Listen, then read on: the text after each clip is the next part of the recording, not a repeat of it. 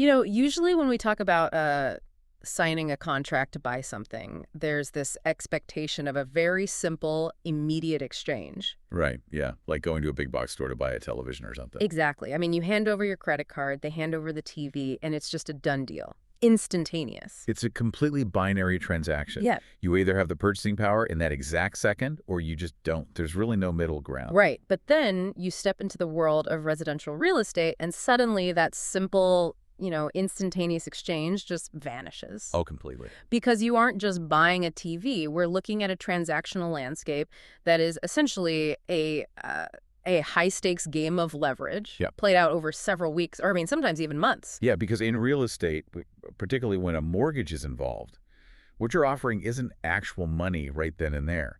It's the absolute definition of a conditional promise. Right, because you rely on the bank. Exactly. You aren't saying to the seller, I will buy this house. You're saying, I will buy this house, provided a massive financial institution actually agrees to give me a mountain of money. Under very specific terms. Under very specific terms, by a very specific date. And that conditional promise, that reliance on a third-party bank, it changes everything about the balance of power between the buyer and the seller. It really does. So, welcome back to part 2 of our ongoing deep dive series into the Mainstreet Organization of REALTORS Multi-Board Residential Real Estate Contract 8.0. That's a mouthful. It is, yeah. But if you joined us for part 1, we're treating this document not as a bunch of, abstract legal theory, but as the actual engine room of a real estate transaction. We're getting right into the machinery. And the machinery we're looking at today is where the most common breakdowns happen. Yeah, absolutely. Today's mission is highly specific and critical for you to understand, whether you're sitting on the buyer side or the seller side of the table. We are putting lines 69 through 123 under the microscope today. Yes. That entire section is dedicated to paragraph 8, which is just titled Financing. And the reason you should care deeply about this section is that how a property is paid for dictates the timeline, the risk level, and who truly holds the cards in the negotiation. So to set the analytical tone for you today, this section of the contract forces buyers and sellers to choose one of 3 distinct paths. So paragraphs A, B, or C. They're mutually exclusive, right? Exactly. You can't just blend them. You have to select the first option, which is traditional financing contingencies, or the second option, a strict all-cash transaction, or the third option, which is a very strategic hybrid of cash and financing. And our goal today is to impartially examine the strategies, the risks, and the mechanics of each path from both sides. We aren't here to offer real estate advice. Right, no advice, just decoding what the contract actually dictates. Okay, let's unpack this and jump right into the most common path. Subparagraph 8. The traditional route. Right, where a buyer is getting a mortgage, and the contract builds in a financing contingency.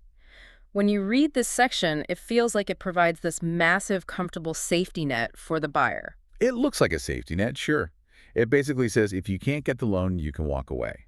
But it's actually much more rigid than that. How so? Well, that's the core tension of this section. It's a delicate balancing act. Yeah. The contract states the buyer has to provide written evidence from their lender confirming they are approved for the loan. Right. But they don't have forever to do it. There's a strict timeline.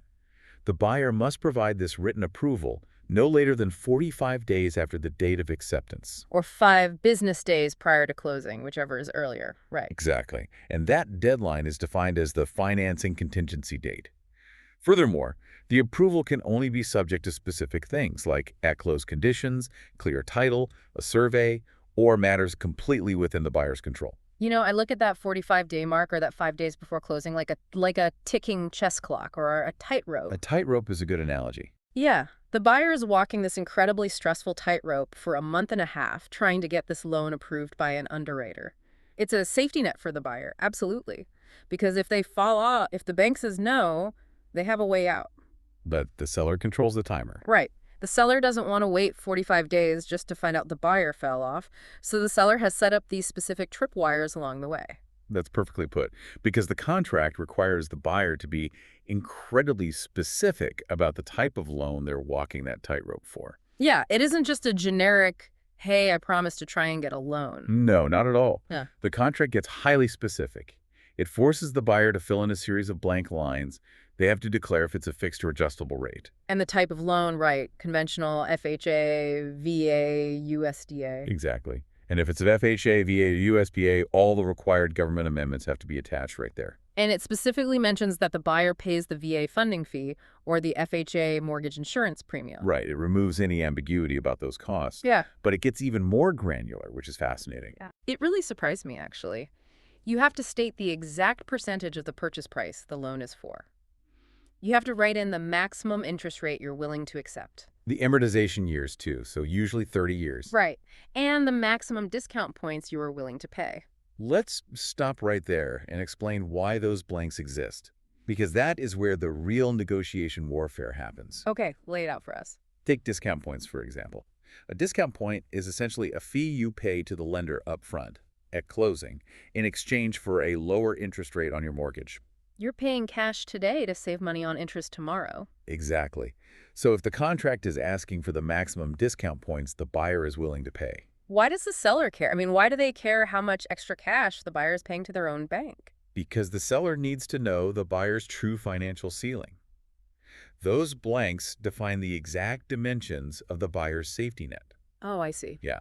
Let's say a buyer writes in their offer that their maximum interest rate is 7%, and they're willing to pay 0 discount points to get it. Okay. If the market suddenly spikes during that 45-day window, and the bank tells the buyer, hey, we can only give you an 8% rate unless you pay a bunch of discount points out of pocket. The buyer is protected. Yes. The specific financing they defined in the contract is officially unavailable. So theoretically, they can trigger the escape hatch, cancel the contract, and get their earnest money back. The earnest money. We should define that quickly for the listener. Earnest money is basically the skin in the game. The deposit, yeah. Right. It's the initial deposit of cash the buyer puts down, sometimes a few $1,000s, sometimes way more, just to prove they're serious. If they break the contract without a valid excuse, the seller keeps that cash. But if they use a valid safety net, like this contingency, they get it back. Precisely. So look at those blank lines from the seller's perspective. If you are a smart seller's agent and you receive an offer where the buyer left the maximum interest rate line completely blank, you are going to reject it immediately. Wait, really? Just over a blank line? Absolutely. Because a blank line means the buyer has no defined ceiling. If the bank offers them a terrible 12% interest rate, the buyer could just say, you know what, I don't like that rate, I'm backing out. And legally, because the line was blank, they could argue they couldn't secure satisfactory financing. Exactly. By forcing the buyer to declare their limits, saying, I will accept anything up to 7.5%, the seller closes that massive escape hatch.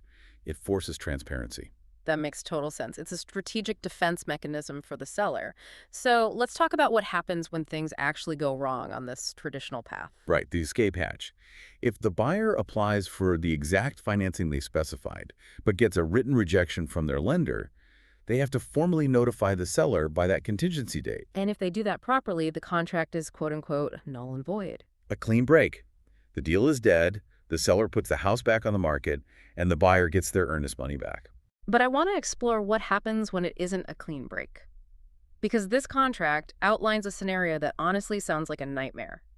What if we reach that deadline, the 45-day mark, and the buyer hasn't been rejected, but they also haven't received approval? Ah, yes, the limbo state. Right.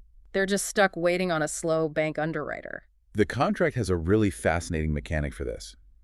If the buyer hasn't received the written approval, they are required to notify the seller.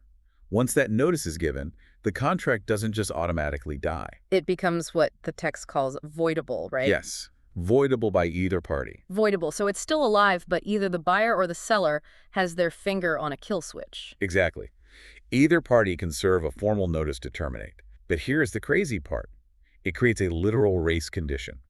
If the buyer suddenly receives that written loan approval and gives it to the seller before the seller officially terminates, The contract is locked back in. it remains in full force and effect. Picture the reality of this. It's a Friday afternoon at 4:59 p.m., a high noon standoff. The buyer's agent is frantically calling the loan officer, screaming to get the PDF approval letter emailed over. While the seller is sitting with their attorney, deciding if they should pull the plug and move to a backup offer. Whoever hits send on their email first wins the standoff. That's intense. It is. But there's another tripwire that protects the seller even sooner. The 10-day rule. Yes, this stood out to me. The contract says if 10 business days pass after the date of acceptance, and the buyer hasn't even applied for a loan or provided intent to proceed. The seller gets an option. They can declare the contract terminated within 5 business days after that initial 10-day period expires. So it completely prevents a buyer from locking up a property and then just dragging their feet for 3 weeks before calling a mortgage broker. It forces immediate action. But this leads me to a really interesting detail. The contract says, quote, "A party causing delay in the financing approval process shall not have the right to terminate under this subparagraph." Right. How does the contract even view delay? Well, it's fundamentally a good faith clause. It means a buyer can't deliberately sabotage their own loan application just because they got cold feet. Like intentionally ignoring the bank's emails. Exactly. If the underwriter asks for updated tax forms and the buyer purposely ignores those requests so the loan gets denied, they can't turn around and use their safety net to get their earnest money back. Wow, so they lose the right to terminate, which means they're forced to proceed without a financing contingency. Their earnest money is completely exposed. That is the ultimate consequence. Okay, let's pivot. We've explored the conditional, stressful timeline of getting a mortgage. Now let's look at the ultimate leverage in real estate. Paragraph 8B, the all-cash transaction. This is where the conditional promise entirely disappears. The buyer agrees to pay the balance due at closing in what the contract calls good funds. Good funds, Hmm. meaning actual liquid capital, no waiting on an underwriter. None at all. And by selecting this path, the buyer represents they have sufficient funds available as of the date of offer. But the seller isn't expected to just blindly trust them. The buyer agrees to verify these funds upon the, quote, reasonable request of the seller. Right. They authorize the disclosure of this financial information to the seller, the seller's attorney, or their designated agent. They have to prove the money exists. Now, here's where it gets really interesting to me. I have to push back on this a little. Handing over your financial proof, your bank statements or investment portfolio to the seller's attorney, that feels incredibly invasive. Why would a buyer agree to this? If we connect this to the bigger picture, you'd think buyers would push back, but it's a necessary trade-off. From the seller's perspective, taking a property off the market for a cash offer removes the bank's underwriting risks, sure. Right. No appraisals to worry about. But they are missing out on other potential buyers. The biggest risk to the seller here is a fraudulent buyer, someone faking it to intimidate other bidders. Ah, and then your listing becomes stale if you find out 3 weeks later they don't have the cash. Exactly. So the seller needs that verification as a shield. From the buyer's perspective, yes, you give up privacy, but you gain massive leverage and a faster closing. The cost of that leverage is financial transparency. Leverage always demands a price. Oh, and the fees are different here too. The parties share the title company escrow closing fee equally. Right, unlike the traditional route where the buyer pays it all, because a cash deal is much less administratively heavy for the title company. Also, unless paragraph 31 applies, this is not contingent on the sale of the buyer's existing real estate. Correct. Which brings us to a really fascinating scenario. Yes. So what happens if a buyer has the cash to secure the deal, but fundamentally wants a mortgage to maintain their own liquidity? We move from the rigid all cash to the highly strategic subparagraph 8C. Cash transaction, financing allowed. I compare 8C to ordering off a restaurant's secret menu. It's like reserving a table with a massive non-refundable cash deposit. Okay, I like this analogy. Right. You're proving you have the cash. But you ask the restaurant to let you try paying with a credit card at the end of the meal to get the points. If the card declines, they don't care. They just keep your cash deposit. That is a perfect visualization. Like 8B, the buyer promises to pay in good funds and must verify they have sufficient cash available to close. Right. But here's the twist. The seller agrees to reasonably and promptly cooperate with the buyer so they can apply for a mortgage. Yes, including giving access to the real estate, for example, for an appraiser to come through. See, so what does this all mean for the seller? Why agree to the hassle of appraisers wandering through your house if it's supposed to be a cash deal? Why not just force 8B? This raises an important question, but the answer is in the catch. The contract explicitly states it shall not be contingent upon the buyer obtaining financing. Not contingent. Right. For the seller, they get the ironclad guarantee of a cash deal. No financing contingency to ruin the sale. They just have to tolerate a few extra steps, like the appraiser. And for the buyer. They win a competitive bidding war by guaranteeing cash, but they retain the flexibility to leverage bank money if the loan comes through in time. Wow, it really is a secret menu hack. But what about the fees in this hybrid scenario? It adapts. If the buyer successfully gets the mortgage, the buyer pays the title company escrow closing fee, just like an 8A. But if they end up closing with cash, Then the buyer and seller share the fee equally, just like 8B. that is meticulous. Well, we've officially journeyed through lines 69 through 123. Whether a transaction relies on the structured safety net of 8A, the verified certainty of 8B, or the strategic flexibility of 8C, the contract really meticulously balances the buyer's need for protection with the seller's need for assurance. And that's really the main takeaway for you as a listener. Understanding these three paragraphs isn't just for lawyers. It's the blueprint for how leverage is negotiated in real estate. Yeah. The blank lines, the percentages, the days, the points. That is where the actual deal is won or lost. I completely agree. And before we go, I want to leave you with a final puzzle to mull over. Under paragraph 8A, we learned that a party causing a delay in the financing approval process loses their right to terminate the contract. Right, the good faith clause. But in the real world of, lost emails, slow bank underwriters, miscommunications, and delayed appraisals, how exactly do you prove who caused the delay? It's incredibly messy. It is. Think about how you would document every single step if your earnest money was on the line. How do you prove you weren't the one slowing down the gears? Something you definitely have to think about if you're entering this transactional landscape. Well, thank you so much for joining us for this deep dive. We'll see you next time as we continue to break down the contract.